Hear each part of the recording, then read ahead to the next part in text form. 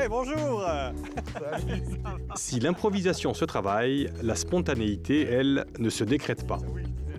C'est donc le cœur ouvert que Jean-Louis Graziani s'est présenté aux grilles du Lazaret, simplement prêt à laisser parler sa mémoire et ses émotions. Le résultat est plus que touchant, avec ou sans filtre.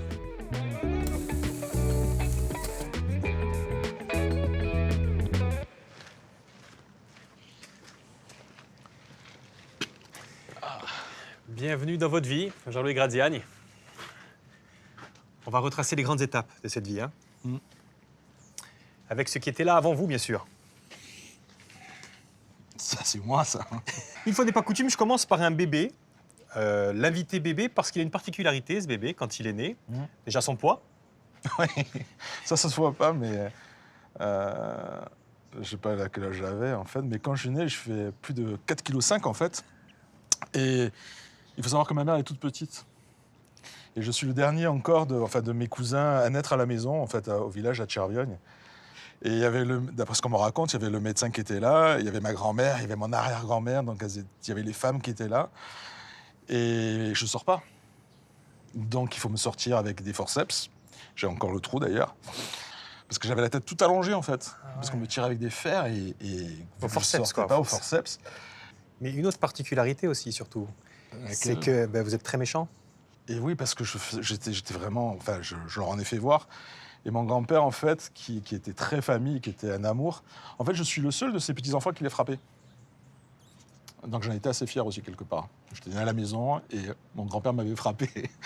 Tellement que j'étais insupportable, en fait. Tellement j'étais insupportable. Et j'ai un souvenir où je suis coincé derrière la porte, où il est en train de me frapper, où ma grand-mère essaie de me défendre. Je suis tout petit, je crois. Oui, parce qu'il y a aussi une autre raison aussi qui fait que la nature, hein, et que les forceps, c'est que vous êtes souvent chez vos grands-parents, parce que après vous, votre frère va naître, Oui. et il va avoir des problèmes de santé, lui, Oui. et votre mère va beaucoup rester avec À votre l'hôpital. frère, Oui. et vous allez avoir cette sensation d'abandon aussi. Donc ça, peut-être ouais. des cris redoublés encore. Ben, du coup, oui, ça vient rajouter par rapport à ça, ouais, c'est-à-dire peut-être cette incompréhension de ce monde, en fait, où j'atterris. Où à l'époque, je crois qu'on on parlait pas aux bébés, on parlait pas aux enfants. Et puis ma mère était jeune, elle avait 20 ans, même pas, donc Alors. c'était compliqué. Et oui, ma mère, moi, j'ai compris ensuite par la suite, il m'a fallu du temps en fait pour comprendre que l'enfant pensait qu'il avait été abandonné parce que ma mère était à l'hôpital avec mon petit frère. Et d'ailleurs, je sais que je le dis quand je suis petit, et je le dis, c'est ma grand-mère qui me le répète. Et après, je le comprends des années après, et j'ai compris beaucoup de choses. J'ai cru qu'enfin, voilà, ça c'est toutes les blessures, en fait, je crois qu'on a tous, les êtres humains, le rejet, l'abandon, la trahison. Et celle-ci, elle a été, je crois, assez profonde. Et Assez peut-être qu'elle a marquante. dicté ma vie, ouais, plus tard. Ouais. Exactement. Mm. Effectivement, ils ont eu une fille, tous les deux, et cette fille, on la retrouve là. Ouais, et enfin, ils ont eu 6 Votre enfants, ouais. Mais celle qui nous intéresse, en tout Ouais. cas pour cette histoire, même toutes les autres, bien sûr, mais c'est elle, hein. Ah C'est ouais, Xavier. C'est Xavier, ouais. Même si Mimi, ça c'est son autre sœur. En fait, on est dans une famille où j'ai une maman, mais j'en ai plein. C'est-à-dire que toutes mes tantes, c'est autant de mamans. Ma grand-mère, c'était une maman. En fait, on était une famille, on a grandi ensemble. Complètement, parce que là, effectivement, pendant le mariage de votre sœur, il y a aussi de votre Ouais. mère, il y a le mariage De aussi sa de sa sœur. sœur, effectivement. Mm. Et la famille de votre père, c'est complètement l'inverse. Autant il y a une famille soudée du côté maternel, c'est les Cicoli, c'est ça, C'est ça. Ouais. hein? Et chez les Graziani, par contre, on ne parle pas trop. On est un peu Ah, des taiseux, on est des chacun taiseux. reste avec ses problèmes, quoi. On est avare d'émotions. Enfin, l'émotion, c'est un peu chez tout le monde. Hein. Ouais. Je crois que ça, c'est un peu chez tout le monde. Les émotions, on les cache. Mais chez eux, voilà, la parole est encore plus discrète. Et c'est vrai que l'émotion, on ne montre pas. J'ai un frère et j'ai même des neveux qui sont issus. J'ai l'impression qu'on a pris ce côté-là. C'est-à-dire que même la souffrance, on ne la montre pas. On montre rien. On montre rien. On montre rien. Il était Et dur. on ne dit rien sur ses douleurs, On mais dit on ne dit rien. rien non plus sur son passé, parce qu'à côté, j'ai mis vos grands-parents Ouais, paternels, c'est eux, ouais. justement. Ouais. Et vous allez apprendre tardivement Ouais. que ce monsieur-là, Il a fait du théâtre. qui était pompier Ouais. à la ville, À Paris, ouais. en fait, il avait une passion, c'était le théâtre. Mais ça, on ne vous dit rien. On me dit rien. On me dit rien. C'était des pompiers, tu sais, des fois dans les théâtres, il y a les pompiers qui viennent surveiller. Oui, mais complètement. il faisait ça. Et puis il a tourné avec Yvonne Printemps et Pierre Freinet, je crois. Alors, est-ce que c'est un film, est-ce que c'est une pièce? Ils n'ont jamais su me le dire. Et vous venez au monde. Quand vos parents sont très jeunes, hein. Ils se sont Ouais. rencontrés très jeunes et vous êtes venus au monde très jeune. Ouais, ils se sont rencontrés en fait à Chervillon, en fait, au collège. Mon père, lui, était à Bastia, mais lui, il voulait aller à l'internat à Chervillon parce qu'il y avait un pote qui était là. Et donc, c'est là qu'il rencontre ma maman. Et puis, voilà. Et il y a ce départ pour Marseille pour trouver du travail. Ouais. Et ça va être quelque chose qui va vous Ouais. marquer profondément. Vous avez 7 ans, hein, quand on Même quitte- pas. Même pas, Même vous pas, avez- je finis ma maternelle. Ah oui, même pas, Ouais, je finis effectivement. ma maternelle. Et vous vivez ça comme un arrachement, en fait. Oui, ça, Ouais. c'est clair. D'ailleurs, c'est un des rares souvenirs que j'ai d'enfant où je me vois en train de... Je suis à l'école et je range mes affaires parce que ma maman vient me chercher parce qu'il faut qu'on parte. Et je range mes affaires. Je récupère, je mets tout dans mon cartable. Et ensuite, je sais que c'est vraiment un arrachement à chaque fois, que je comprends en fait que... Ben, pour moi, j'ai été arraché une deuxième fois, tiens, c'est pas avec des forceps, Décidément, mais ouais. décidément, ouais. Et je suis une nouvelle fois arraché de l'univers où je suis bien. Vous faites presque une dépression. Hein. Mais je pense, avec Ouais. du recul, Ouais. je me fais des mini-dépressions à chaque fois tel- que j'arrive. À Ouais. tel point que quand vous arrivez à Marseille, d'ailleurs, j'ai pas matérialisé Marseille parce que vous ne voyez pas la ville. Vous ne Non. voulez même pas la regarder, en Non, fait. Hein. je veux pas la voir. Alors, on va vous retrouver, regardez à côté. Venez avec moi. Pas de Marseille, mais vous en Corse. Avec la Corse autour du cou, justement. Ouais. Puisque vous revenez pendant les vacances, j'imagine. À chaque vacances, que ce soit l'hiver, que ce soit l'été. D'ailleurs, je connais même pas la France. Enfin, je connais rien d'autre parce que dès que j'ai une semaine ou dès qu'on a 15 jours, on part chez mes grands-parents ou chez ma maman, chez ma tante, on retourne en Corse. Ouais. La Corse, pour moi, c'était une personne. C'était quelque chose qu'il fallait que je retrouve, qui était viscéral. Et Marseille, justement, m'arrachait à ça. Et donc, je lui en voulais à Marseille. En plus, les HLM, c'était les quartiers nord. Même si on avait fait revenir la famille. Donc, on avait recréé une famille, on avait Quand un une personne cocon. vous manque, hein, ça Voilà, vous c'est manque. ça, et tout Et est pour la d'accord. retrouver, cette personne, vous décidez de vous mettre à travailler à l'école, en fait. Et vous Oui. devenez un excellent élève. Pour quelle raison, en fait, vous voulez être un excellent élève? Eh bien, parce que moi, je me suis toujours dit, en fait, moi, j'aurais un métier qui me ramènera en Corse. C'est aussi simple que C'est ça. aussi simple que ça. Ouais, ouais. ouais.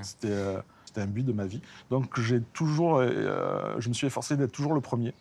À l'école, d'ailleurs, je mets un t-shirt avec ma mère, elle m'avait tricoté avec mon prénom, des fois que je me perde. Mais Jean-Louis, cette Corse, elle va revenir vers vous bien plus tôt que vous l'imaginez. Ah bon? Oui, d'une façon un peu surprenante. Venez avec moi, c'est par là que ça se passe. D'accord.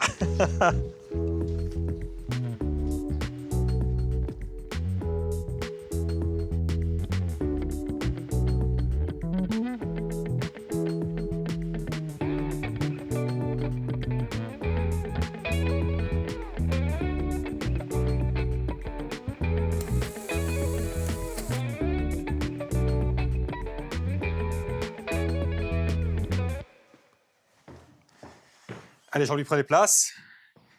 Et comme je le disais, la Corse, soudainement, elle revient. Elle revient comme ça. Ouais, en 88. Vous avez une vingtaine d'années, là. Ouais. Vous êtes appelé, hein, parce que vous faites partie de cette génération qui devait encore faire le service militaire. Ouais. Mais vous attendiez pas à vous retrouver ici au 2e REP à Calvi, en fait. Non, pas du tout. J'étais persuadé d'être à l'Aveyran, donc à l'hôpital militaire, en face de chez mes parents. Donc dormir tous les soirs à la maison, en fait, hein, faire une armée en faisant mon métier. Et non, Quel non, métier? Quel métier manip radio. Manip Donc radio. j'étais manipulateur en radiologie. Et non, je me retrouve en fait au 2e REP. Donc je pense que c'est une erreur, parce que je reçois le papier. Déjà parachutiste, non, c'est pas possible. Légionnaire, encore moins. À l'époque, la personne qui faisait les affectations était du village de Chervillon. Et donc mon grand-père dit, je vais le voir. Il va le voir. Il dit, non, on ne le voit jamais personne. Je respire.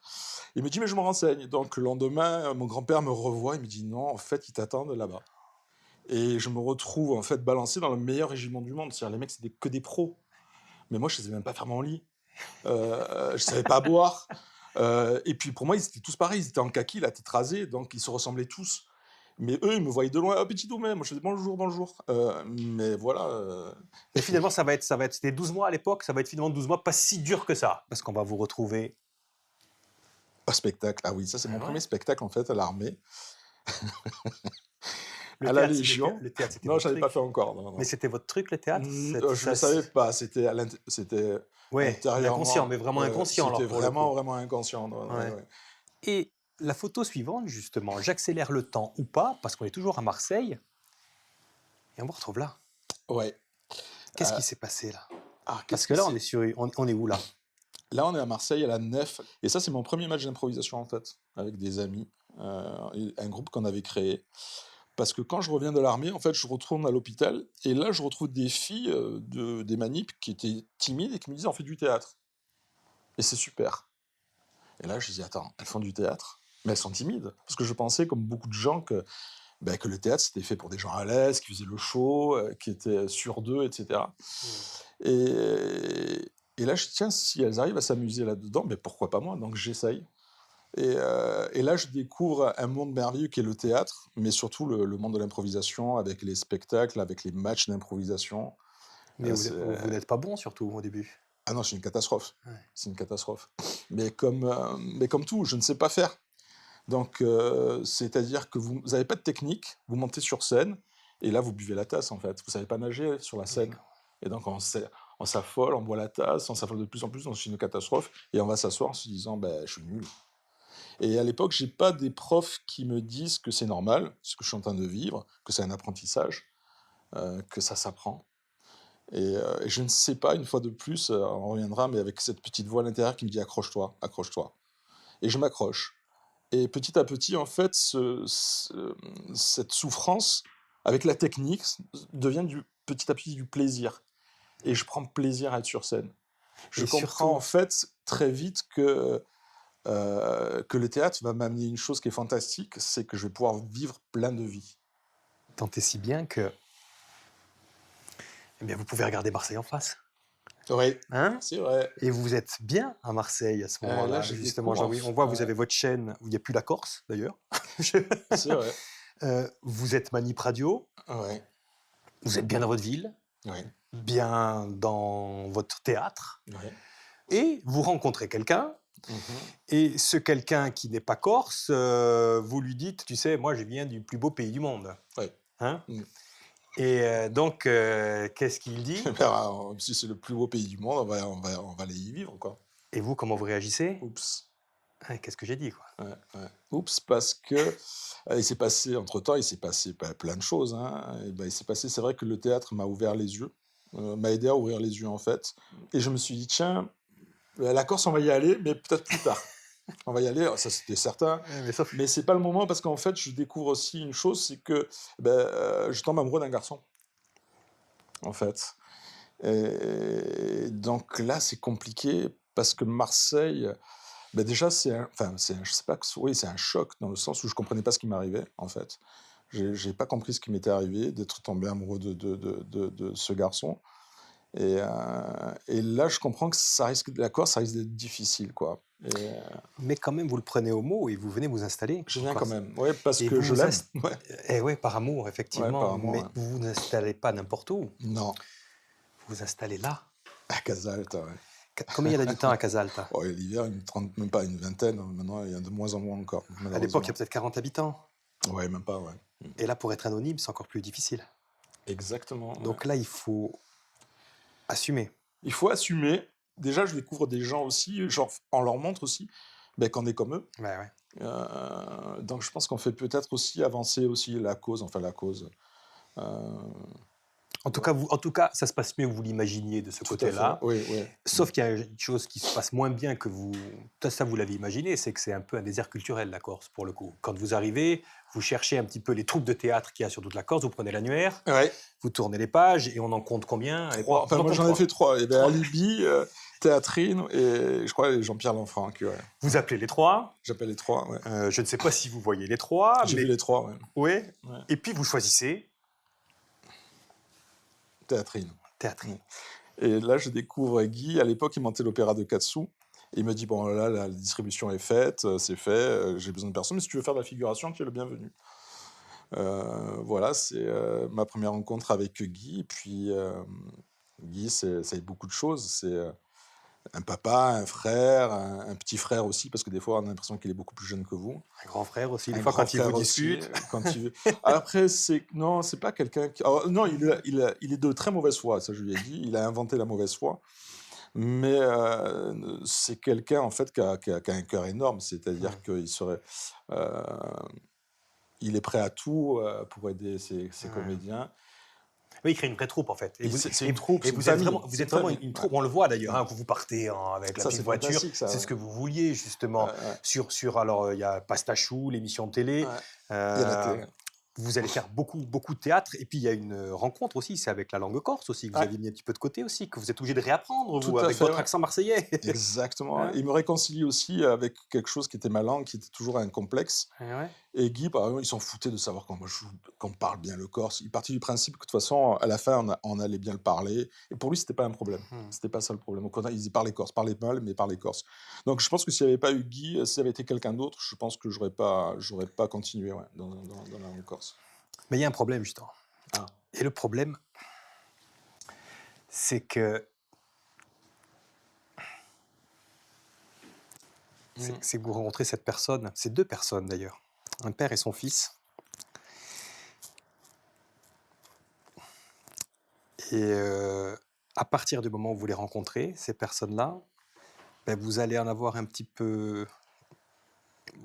Alors, marre, peut-être pas le mot, mais... Non, c'est pas marrant, non. Non.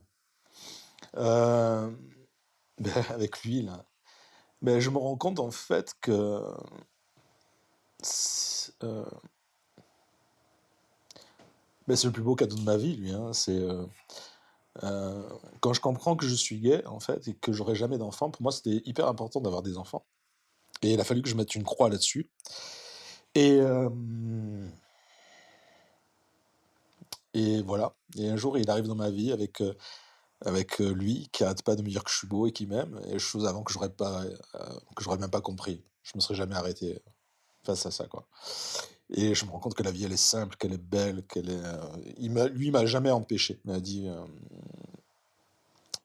il m'aime vraiment, quoi. C'est-à-dire que son bonheur, c'est que je sois moi heureux, et à ce moment-là, il sera heureux. Donc, je tombe amoureux du papa, en fait. Je tombe amoureux je le vois faire avec son fils, et il me dit, regarde, moi j'ai un enfant, on ne pourra jamais partir en vacances plus d'une semaine, parce que je ne peux pas m'éloigner de lui. Et ça, je le comprends, et je me dis, quelqu'un qui aime, qui est capable d'aimer comme ça son enfant, comme moi j'aurais aimé mon enfant si je l'avais eu, ça peut être que super agréable de se laisser aimer par lui, quoi. Et je me suis laissé aimer par lui. Et après, j'ai découvert ce petit Ouistiti qui me sautait dessus comme un fou au début. Mais justement, Et ce petit Ouistiti me dit, mais pourquoi tu m'abandonnes? Enfin, quand j'allais répéter, mais tu vas encore nous laisser, tu vas encore nous laisser. Et ça résonnait dans ma tête quand je répétais. Et je dis, mais qu'est-ce que je fous là, quoi? Je suis pas à la bonne place, en fait. La bonne place, c'est avec eux. Et que le temps passe vite, et que lui, il grandit, et que voilà, quoi. Et ça, il va falloir le dire à quelqu'un, en fait. Que le théâtre, c'est moins votre vie, et ouais, que votre vie, elle est ça a plus été là. compliqué. Et il y a une terrible épreuve. Et la terrible épreuve, on va pas en parler là, Jean-Louis. Ah. On va prendre l'air pour en parler. Ouais. Allez, venez, va.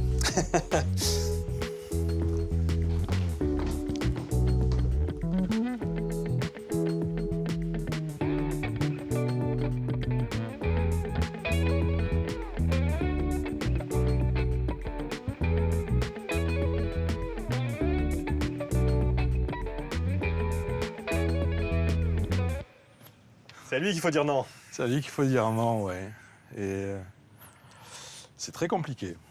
C'est très compliqué parce que j'arrive pas à lui dire non à chaque fois. C'est compliqué, je peux pas. J'y arrive pas. Je rentrais à la maison et il me disait, tu lui as dit? Non, j'ai pas pu dire, j'ai pas pu parler, quoi. Et je sais pas comment ça s'est passé. Sur une pièce, on commence à faire les lectures de la pièce, et là, je me suis dit, bon, je suis reparti sur un truc que je veux pas faire. Et je crois que c'est sa femme qui m'appelle. À Marcel, je lui dis, voilà, je veux plus jouer, j'arrête de jouer. Comme ça, je sais que je suis obligé de lui dire, là, maintenant, je peux plus reculer. Et après, je lui dis. Et comment il le prend? Comme à son habitude, il montre rien, il dit rien. Je vois que ça le touche. Mais à l'époque, il me dit rien. Et c'est comme un papa. Et je me dis, il faut que je coupe ce lien, quoi. Il faut que j'arrive à me libérer. Mais vous n'arrivez pas à le couper complètement parce que, en relation avec lui, vous continuez. Ouais. Ça. C'est ça, c'est les cours d'impro. Les cours d'impro, ouais. que vous donnez? Alors, vous avez commencé à en donner, on est passé rapidement à Marseille quand même. Ouais. Et puis là, en Corse, vous avez été le premier à créer des Mhm. cours d'impro en Corse quand même. Hein. Ouais. Vous aviez créé ça au début à la MJC de Fouriane, C'est je ça, crois. ouais. Et puis ça prend de l'ampleur, ça prend de l'ampleur, ça prend de l'ampleur. Ouais. Pourquoi vous ne lâchez pas ça? Ben, parce que ça, c'est autre chose. Je savais qu'il y avait encore quelque chose à l'intérieur de ce théâtre-là qui fait que les gens sont accros. Et j'ai lu, je me suis intéressé, j'ai compris des choses. J'ai compris que, par exemple, il y a les règles, pour moi, il y a certaines recettes du bonheur. À l'intérieur de ce théâtre-là, il y a toujours, c'est vivre le moment présent. C'est à ne pas prévoir. C'est que le futur, en fait, il fait pas si peur que ça parce qu'on peut tout projeter à l'intérieur. Grâce à notre imaginaire, on peut faire de ce futur ce qu'on veut. Et donc ça, c'est génial parce qu'on peut le faire aussi dans sa vie. Mais c'est aussi se réconcilier avec ses émotions, c'est aussi jouer avec ses émotions, c'est être à l'écoute de l'autre, c'est mettre l'autre en valeur, c'est jouer pour l'autre, c'est une aventure. Et pour moi, il y a plein de valeurs à l'intérieur de ce théâtre-là. Et là, actuellement, j'ai un gros problème parce qu'on est trop nombreux. Et qu'il m'en est encore arrivé, je crois que c'était hier, encore une fille, mais on la voit, je veux dire, elle est d'une timidité extrême et qui vient là, qui vient franchir la porte de cet atelier. Et ça, je trouve ça fantastique parce que vous vous rendez compte, en fait, c'est ce qui fait le plus peur, c'est monter sur scène. Et là, le cerveau, il est en ébullition parce que non seulement vous devez monter sur scène, mais en plus, vous n'avez rien prévu. Et les gens viennent quand même parce qu'ils savent que c'est là la solution. Que c'est malgré tout, ça va faire mal, que ça va peut-être être terrible, mais que là, il y a la solution pour vivre une autre vie. Et moi, en fait, je pense que nous, les animateurs d'atelier, on est au bout de cette réflexion-là, on est au bout de ce chemin, et on n'a pas le droit de les décevoir. Parce que derrière ça, il y a plein de choses. Donc même si on est 30 les autres, je suis désolé, mais on va se serrer encore un peu plus, mais on ne peut pas dire non à quelqu'un qui arrive, qui a fait ce chemin. Et il y a ceux qui viennent à vous, et puis vous allez aussi chez certains aussi. Il y a ça aussi, il y a ces ateliers que vous faites... on est où là? Alors ça, c'est l'IRA. C'est l'IRA. Ça, c'est la prise de parole en public. Prise de parole en public, qui est une des plus grosses peurs de chacun d'entre nous. Hein. Ouais, on est d'accord. Hein. Tout à fait, ouais, avec la mort. Avec la mort. Ça c'est arrivait les deux, avec oui, c'est la mort et la prise de parole en public, ouais, c'est la même chose. Kiff, presque. Et là, on s'est dit au début, mais pourquoi bon, la mort, je comprends, que ça puisse faire peur. Mais la prise de parole en public, en fait, on risque rien. Mais si on ramène, en fait, à comment fonctionne un cerveau, on comprend parce que qu'est-ce qu'on risque? C'est le ridicule. Les gens vous disent, j'ai peur d'être ridicule. Et au bout du ridicule, qu'est-ce qu'il y a? Il y a le rejet. On va être rejeté. Et comme on a toujours, en fait, un cerveau d'homme de Cro-Magnon, il ne faut pas se leurrer, en fait, l'évolution, la société, le monde a évolué, mais ce cerveau-là, il n'a presque pas évolué. Et cette peur d'être rejeté par le groupe, elle est tout le temps là. Parce qu'un homme de Cro-Magnon qui est rejeté, il meurt au bout d'une semaine, hein, je pense, même pas. Donc, en fait, il y a cette peur viscérale aussi de mourir en prenant la parole en public.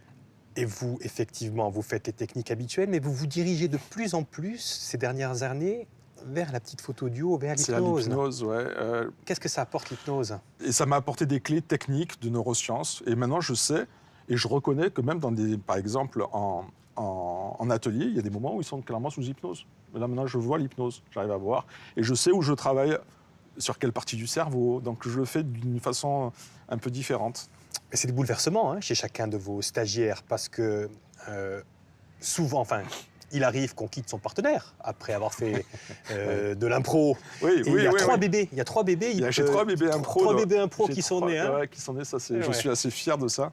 Mais il y a un bébé qui est différent des autres.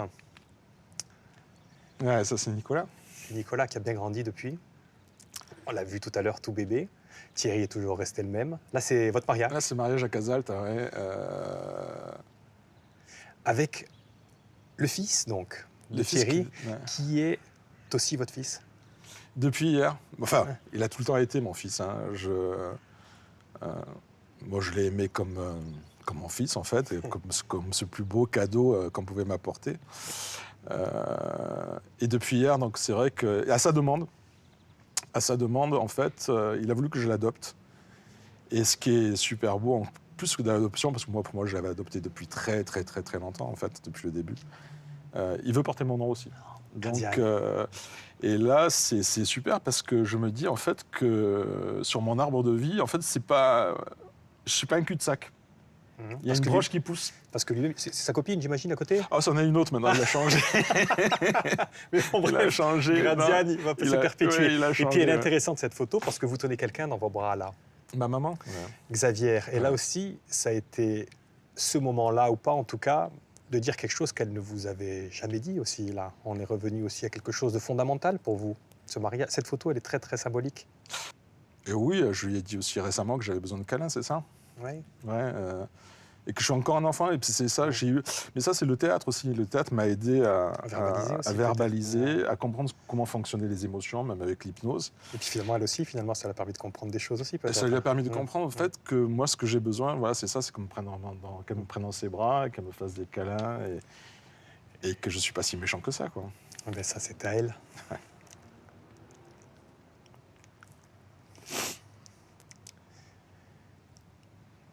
C'est votre grand-mère. Là, c'était peu avant son départ. Hein. Ah, c'est quelqu'un, ça, ouais. Et là aussi, il s'est passé quelque chose, Jean-Louis, là aussi. Il a fallu que le petit garçon... Ben, j'ai compris encore, ouais, j'ai compris. C'est l'endroit où je suis né, ça, c'est la maison où je suis né. Et jusqu'à la fin, quoi, on l'a accompagnée et je me rendais compte que voilà, j'étais toujours collé à elle, comme un enfant. En fait. Je rentrais même dans son lit, hein, c'était fou. J'ai compris en fait que c'était le bébé, l'enfant qui voulait qu'elle lui dise ben, tu es pas méchant, quoi. Et je la laissais pas partir. Et elle l'a dit. Elle a dit d'une certaine façon, elle a pas dit directement.